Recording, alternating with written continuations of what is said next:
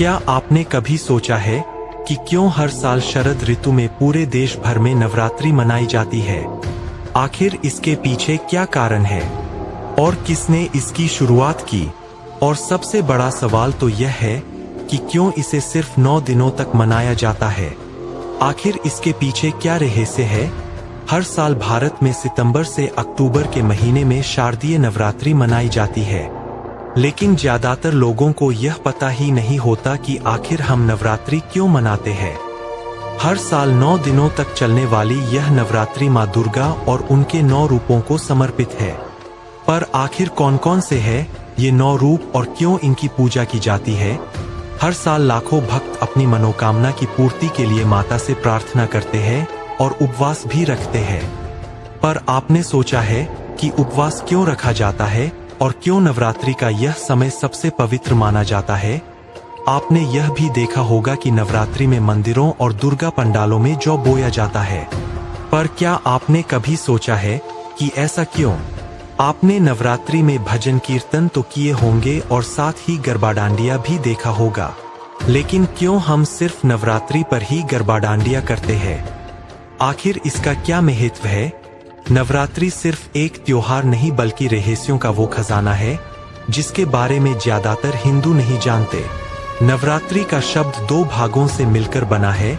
नव यानी 9 और रात्रि यानी रातें, यानी ऐसी 9 रातें जो केवल पूजा या उत्सव के लिए नहीं बल्कि आत्मिक साधना और ऊर्जा संचय के लिए मानी जाती है।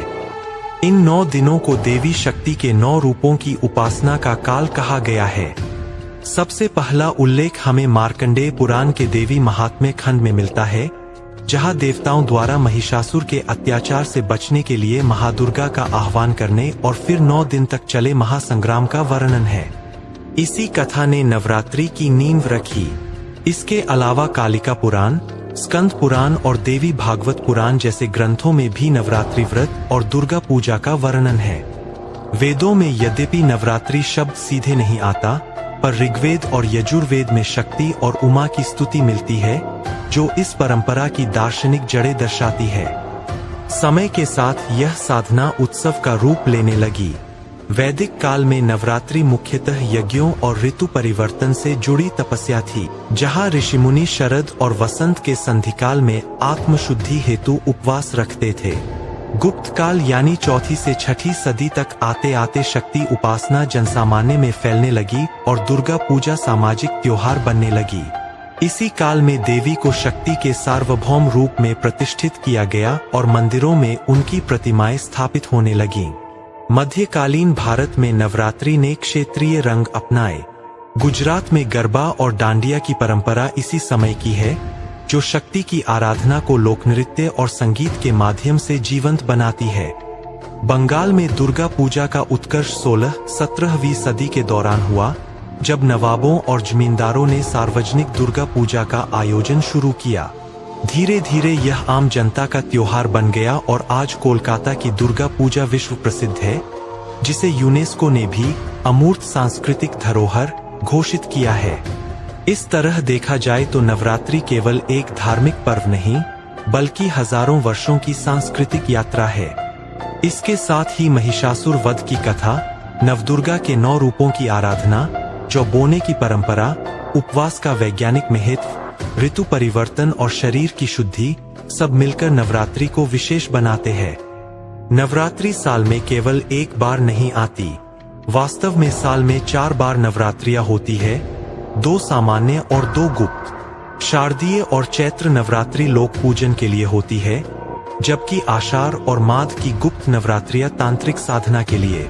आज आधुनिक युग में भी नवरात्रि का आकर्षण वैसा ही है। चाहे ऑनलाइन आरती और डिजिटल प्रसारण हो, चाहे विदेशों में प्रवासी भारतीयों द्वारा गरबा नाइट्स और दुर्गा पूजा के आयोजन, यह पर्व अब वैश्विक रूप ले चुका है।